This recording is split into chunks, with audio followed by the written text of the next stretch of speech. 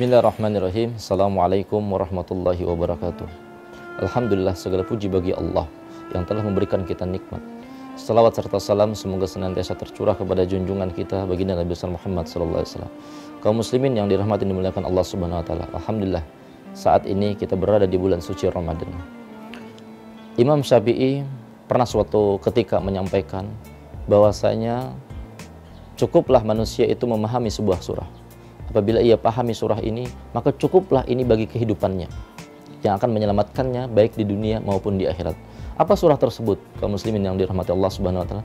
Surah tersebut adalah surah Al-Asr. Bunyinya, A'udzubillahi minasyaitonirrajim. Bismillahirrahmanirrahim. Wal 'asr. Demi masa. Allah bersumpah atas nama waktu. Innal insana lafi khusr. Sesungguhnya manusia itu berada dalam kerugian. Illal ladzina amanu, kecuali bagi orang-orang yang beriman. Maka pada hari ini kita termasuk orang-orang yang beriman kepada Allah Subhanahu wa taala. Kita menjadi seorang muslim itu adalah anugerah yang luar biasa dari Allah Subhanahu wa taala. Itu adalah nikmat yang luar biasa dari Allah Subhanahu wa taala. Dan kita pun secara otomatis terhindar daripada seseorang yang merugi di sisi Allah Subhanahu wa taala. Dan dalam sebuah hadis disebutkan, qala Rasulullah sallallahu alaihi wasallam, babul jannah fi asyhadu an la ilaha illallah wa asyhadu anna Muhammadar Rasulullah. Pintu surga itu, kata Rasulullah, terletak pada dua kalimat syahadat. Apabila seorang manusia mengucapkan dua kalimat syahadat yang artinya dia beriman kepada Allah, dia menjadi seorang muslim, maka insyaallah dia akan masuk surga. Kemudian lanjutan ayat tersebut adalah wa amilus sholihah, dan melakukan amal soleh. Tentu sebagai konsekuensi iman kita kepada Allah Subhanahu wa taala, yakni ketundukan kita kepada seluruh ketentuan Allah Subhanahu wa taala, baik itu berupa perintah maupun berupa larangan. Segala bentuk perintah Allah kita kerjakan, segala bentuk larangan Allah kita tinggalkan jauh-jauh. Maka apabila kita melakukan ini, maka itu kita termasuk orang yang melakukan amal soleh. Tentu amal soleh di sini kemudian banyak macamnya. Itu kita bisa kemudian melakukan amal soleh pada perkara-perkara yang diwajibkan oleh Allah Subhanahu wa taala. Begitu pula pada perkara-perkara yang disunahkan oleh Allah Subhanahu wa taala, yang wajib salat 5 waktu, puasa Ramadan, menutup aurat, meninggalkan riba, meninggalkan dusta, meninggalkan fitnah, meninggalkan namimah, adu domba. Adapun perkara-perkara sunnah, sedekah, infak, membaca Al-Qur'an, dan masih banyak lagi amalan-amalan sunnah lainnya, termasuk juga sholat tarawih pada bulan suci Ramadan ini.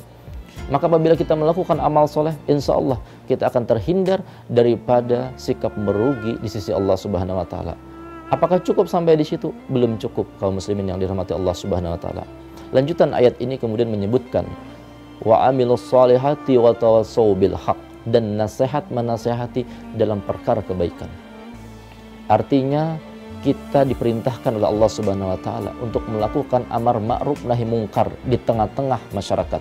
Sebagaimana disebutkan dalam sebuah hadis, qala Rasulullah sallallahu alaihi wasallam, man ra'a minkum munkara falyughayyir bi yadihi, fa illam yastati' fa bil lisani, fa illam yastati' fa bi qalbi, huwa dzalika adaful iman.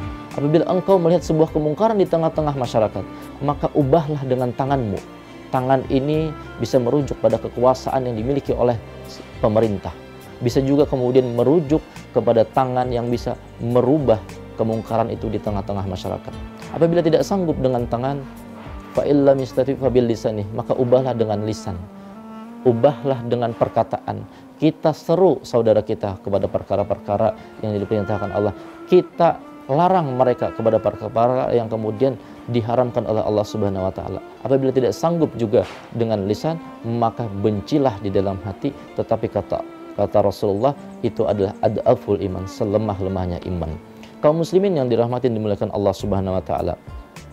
Satu ayat lagi dalam Quran surah Al-Asr ini yang juga tidak boleh kita lupakan, agar kita terhindar daripada sikap merugi dan akan termasuk kepada orang-orang yang muflihun, orang-orang yang beruntung di sisi Allah Subhanahu wa taala, yakni wa tawassaw bis sabr, dan nasihat menasihat dalam perkara kesabaran. Sebab menjalankan perintah Allah Subhanahu wa taala, melakukan ketaatan kepada Allah Subhanahu wa taala itu bukan perkara yang gampang.